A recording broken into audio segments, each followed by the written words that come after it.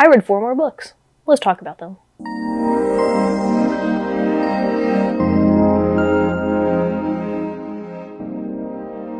First up, we have Pnin by Vladimir Nabokov.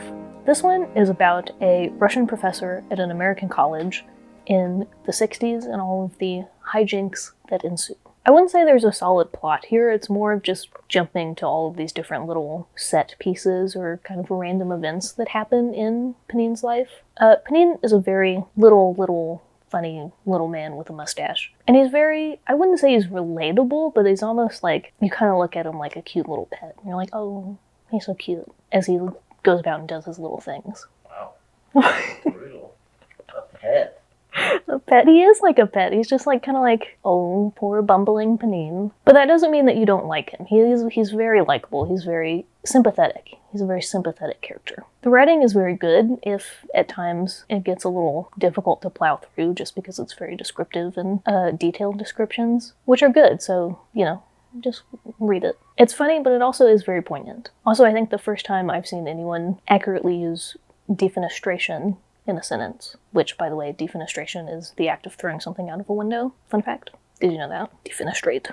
He defenestrated a soccer ball. There's also another moment I really liked where after a dinner party, he's washing dishes in a sink and he just got this nice bowl as a gift from someone that he values very highly. And as he's washing dishes in the soapy sink, he drops a nutcracker or another dish, another item in the sink, and he hears something break and he just kind of immediately walks away from the sink and puts his hands on his head. And I don't know, I just like that because you know exactly what he's feeling in that moment. Overall, this was really good. It was a 3.5 stars for me. I liked it. It was a little rough at times to get through, but I enjoyed the experience. It is very much, you can just encapsulate it by, if you can see on the cover, this is a bow tie that's pinned in a case like you would pin a butterfly or insects. And I think that tells you exactly what is going on in this book. Next up is The Lion Women of Tehran by Marjan Kamali. So this is a story about a girl named Ellie who lives in Iran in the 1950s, and about her developing friendship with this girl she meets in her neighborhood, in her school, whose name is Homa. But while you're also reading about their deepening friendship, the Iranian Revolution is happening in the background. I like when we get a historical fiction that's not like World War II, even though I do enjoy those. Sometimes it's nice to branch out, especially in a subject that isn't really touched on a lot, like the Iranian Revolution. And in this one, the setting, the descriptions of their culture, I think were super well done, very clear, and you got a good picture of what life was like. I thought it was interesting that throughout this book, while you're reading it, the things that a main character would typically do, that you would typically follow your main character through all this action, the adventure, are the things that Ellie's friend is doing. So you're watching these things from the sideline with Ellie, which I thought was an interesting choice and narrative that I really liked. Overall, I really like this one. It's 4 stars for me. It was good. It was solid. There was something missing, that elusive something that I never know what it is. But I don't know. It was so close to being a 5 star, but I really enjoyed this one. Next up, we have Part of Your World by Abby Jimenez. This one is about a really successful doctor who meets a hot carpenter. And what could happen next? Who knows? I really liked the last Abby Jimenez book I read, and I did really like this one.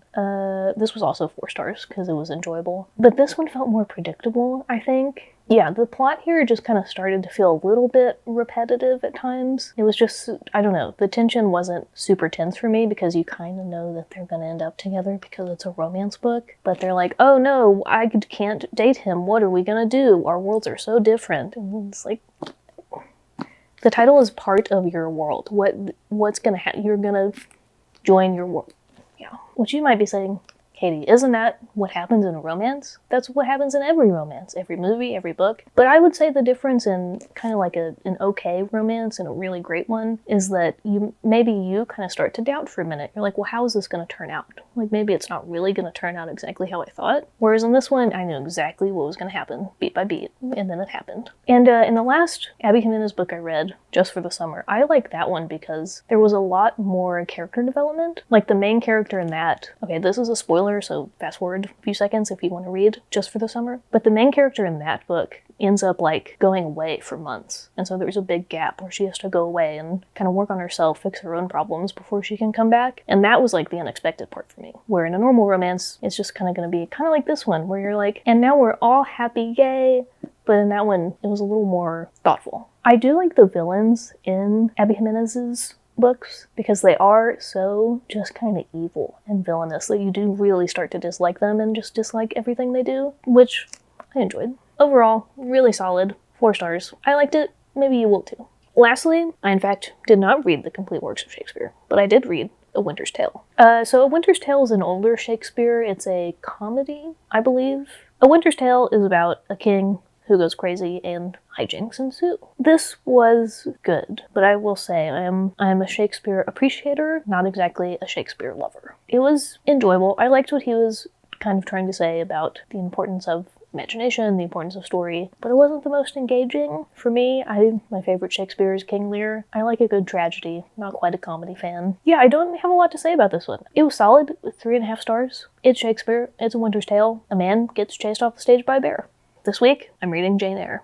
I'm about 100 pages in, and so far, I'm liking it quite a bit, so we'll see if that continues. And this week, I'm listening to And That's Why We Drink, which is a podcast featuring Em and Christine, the hosts. One of them tells a true crime story, one tells a ghost story. They're really funny. I like them a lot. Yeah, and you should listen to that. I saw their live show last year, and it was, I think, the hardest I have laughed out loud in a long time. So they are very funny, and you should listen. And this week, I am watching The Rat SMP. Okay, look, have I spent a lot of hours this week watching adults pretend to be rats in Minecraft? Yes.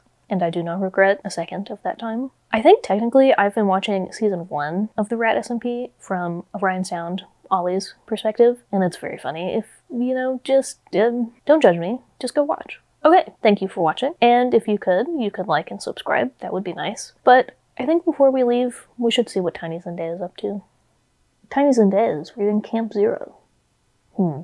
Controversial choice, Tiny Zendaya.